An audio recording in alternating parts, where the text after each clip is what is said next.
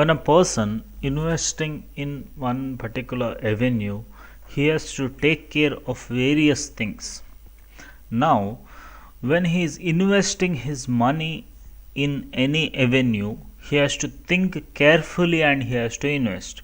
Like for example, if a person have 1 lakh rupees and all 1 lakh rupees he is investing in the stock market, it may be considered as a foolish decision. He may invest in the stock market by considering the returns what he received, but this decision may not be right always. Now, if there is a crash of stock market, or if there is a biggest change in the stock market, and because of that something wrong will happen, you will lose all your money. So that's why whenever a person is investing, he has to invest money in various segments. So for that purpose, we are supposed to study the portfolio management concept. So what is portfolio?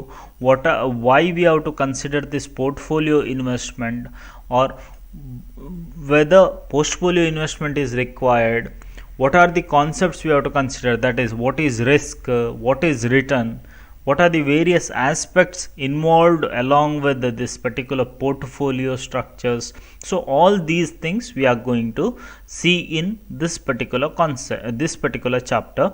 So this is the first video of this particular chapter. We'll see first of all the meaning of portfolio. Just see to it. It is giving it is like this: a group of financial assets. See, first of all, it is a group of what? Group of financial assets such as bonds, debt instruments, mutual funds and cash. So it is not like only these four things. Various types of investment avenues like stock market investments, FDs, investment in government companies. So all these things. Now, the main thing what we have to focus is, it is a group of financial asset. So that is a concept where we are considering as portfolio. Now, a person who is investing his amounts or his money in a market, he has to be very careful. Now, investing in this sense, simply putting all the money in one particular avenue, it is not like that. Now, when you are investing in various avenues, that means when you are diversifying your funds, then there is a very less chances of losing the money. That means, now if there may be, market is uncertain, as we know market is uncertain. If you want to if you want to get more return, definitely you have to take a heavy risk. All those concepts are there, but here what happens is, in spite of all these things, you have to take care, you have to study, and you have to invest in various avenues. You have to build your own portfolio. If you are investing in portfolio from one or other avenue, definitely you will get return. So all avenues will not string at a time. All avenues will not incur you loss at a time. So investment in avenues, different avenues is important. So that group of all those avenues is called as portfolio investment. Next we'll see. It is an art and science of making decisions about investment mix and policy, matching investments to objectives, assets allocation for individuals and investors, and balancing risk against the performance. We'll see all these concepts. It is art and science. It is art and science means, art means your creativity, science means you have to consider some of the factors. Now if you have creativity only, it is not enough. You have to see the rules, regulation, policies and your techniques, as well as you have to see the past decisions, past what happened in the past. So all these things if you consider, both art and science if you consider, then only you can make a perfect decision about what? Investment mix. Investment mix means various avenues, and policy, matching investments to objectives. So like I am telling you, like you have to invest in various avenues, but you have to see what is your objective of investment. Some want to park their funds, just they want to park their funds. Some want to want to grow their funds, or some want capital appreciation, some don't want capital appreciation but immediate return they want. So these are the objectives. Based on those objectives, asset allocation you will do, and investors will take a perfect decision. So we'll see the objectives of portfolio management. Why portfolio management, why it is needed. Now, maximizing the return, minimizing the risk, minimizing tax incidents. So these are the concepts what we have to consider when it comes to portfolio management. We'll see one by one. First one, maximization of return. See, every investor who want to invest in the market, maybe stock market or any of the financial avenues, the main objective of these investors is to maximize the return. What money I have, I want more than that. It may be double or it may be little more or whatever it is. I want something more. I want extra. So that concept is considered. So I have to that is the concept of maximization of return maximization. Then minimizing the risk. See, now return I want in the sense I cannot take huge amount of risk. Thus, like simple rule of investment is you take more risk. If you want more return, you take more risk. If you are taking less risk, you will get less return. So this is a general basic rule, but same it may not, sometimes it may not happen. So you have to see such a type of avenues where you will consider minimum risk but you will go for more return. Next, minimizing tax incidents. As we know, whatever amount of money we will receive, on that we have to pay tax incidents we have to pay. Andre, we have to consider some amount of our portion for tax purpose. Like if my income is more than 2.5 lakhs, I have to think for payment of tax. Now, by investing in some of the investment avenues, I can reduce my investment. Like government is allowing up to 1,50,000 deduction under section 80C, and there are very many other sections like 80D, 80G. All these different sections are there. Under these sections, you will get deductions. Next, minimizing transaction charges. See, now here whenever you are investing, you have to think wisely and you have to invest.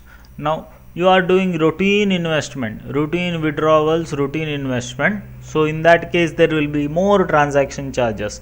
In the sense, more transaction charges in the sense how I can consider is more withdrawals, more paperwork. All those works are little difficult. Yeah, so that you have to reduce. Then diversification of the investment. Diversification of the investment in the sense not investing in one avenue. Instead of that, you are diversifying your funds in various avenue. So that is the objective of portfolio management.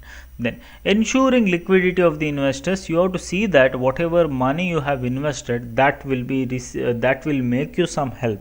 Now when I need that money, at that time if I am not getting the money, then that money is it is not useful, right? So that is why you have to invest in such avenues where you will have some liquidity also. So that's why when you are planning your portfolio management, you have to see that whenever I want, I'll get my money back. So that kind of investment avenues you have to consider. Not all, not 100%. Whatever money I need as an emergency funds, that for that money there should be more liquidity. So these are the basic objectives of portfolio management. Next concept is elements of portfolio management. Now we have seen what is this basic concept of portfolio management and why we have to do this portfolio management. So we'll see in brief what are the concepts we have to consider when it comes to portfolio management. What are the activities involved in this particular portfolio management? You can expect this question for section C normally. Now portfolio construction and day-to-day monitoring of this particular construction is much important. If you are not planning, then you are gone. Now we'll see what are the activities you have to do under this portfolio management. First one, portfolio selection. Portfolio selection is a thing where you will allocate you will allocate the assets. Now what funds you have, that you will allocate. Now normally asset investments are considered in two parts: assets, that is equity and debt. So here you have to decide in which I have to invest, whether it is more in equity or more in debt, or whether it is 50-50% or I have different percentage, 60 40, 30-70, like that. So these decisions are to be taken initially while selecting the portfolios. Next one is portfolio construction. Portfolio construction is a concept where you have various activities like investor preference. Portfolio constructions means now you are selecting various avenues and bringing them together and creating that pool, and that is what we will call it as portfolio constructions. We'll see. First one, investors preference. What investor wants, so that is to be seen first. Now invest, like some persons are telling you invest in there, other one is telling you are not supposed to invest. So all those concepts are there, but what you like, what you want to invest, where you want to invest, so that concept is very essential. So investor preference is essential. So which industry you are considering, yeah, so these are the things. Next, selection of securities. Now you have selected the area. Now I am going to invest in automobile sector. Now in automobile sector, which is the avenue I am going to invest, whether it is equity shares, whether it is preference shares, whether it is debt securities, debentures, then commercial papers. So that is the concept. So that selection is to be done. Then risk return performance. So you have to see the risk return performance, what is going on here, where what is a risk I am ready to take, whether it is a huge risk or less risk. Now risk in the sense, it is not on, like for example, I am ready to take more risk but I am not getting the return.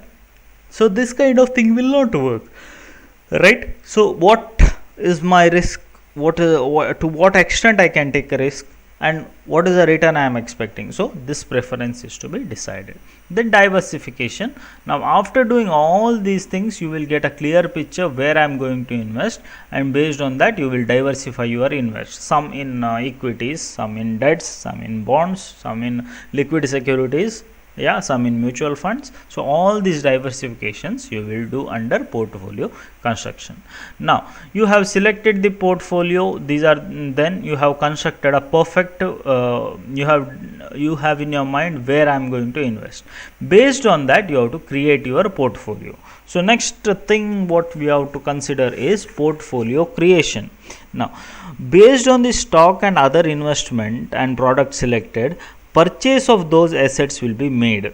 Then sometimes always it will be available in the daily market, it will be available. Some instruments may not be like that. For example, you want to invest in some kind of government bonds, you have to wait when government will issue the bond. So based on that you will create one particular portfolio.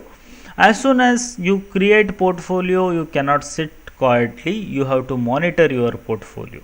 Always you have to monitor your portfolio, and performance of each and every investment avenue is to be seen continuously. Now careful watching of this particular portfolio, all these investment securities is very essential. Otherwise what happens is we will not have any idea what is happening, and periodically if you are not doing the periodically if we are not studying and if we are not doing the clear decisions, then it will be heavy for us. Then portfolio churning. What is this portfolio churning?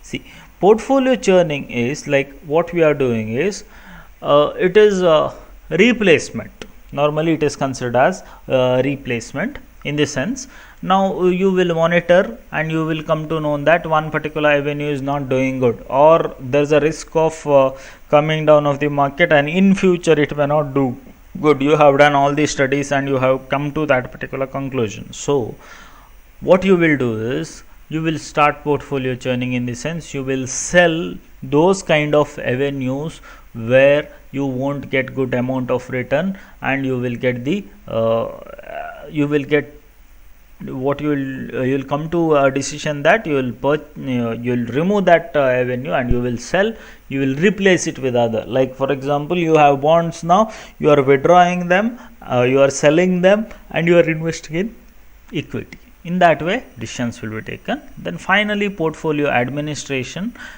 See, administration in the sense, once you have prepared portfolio and you are sitting quiet is not correct. Yeah, you have to monitor it regularly and you have to administer it. When to sell them, when not to sell them, like you have to do all market studies. Sometimes what you will get a clear what you will have a picture that in future my shares are coming to my share value is coming down, then what decision is to be taken, or in future my share value is going up, then what decision is to be taken. So all these are considered as portfolio administration. So these are the basic elements and basic ideas about portfolio management. In next video we are going to see the concept of risk and return analysis. Thank you. If you have any doubts, you can put it in the comment box or you can ask me.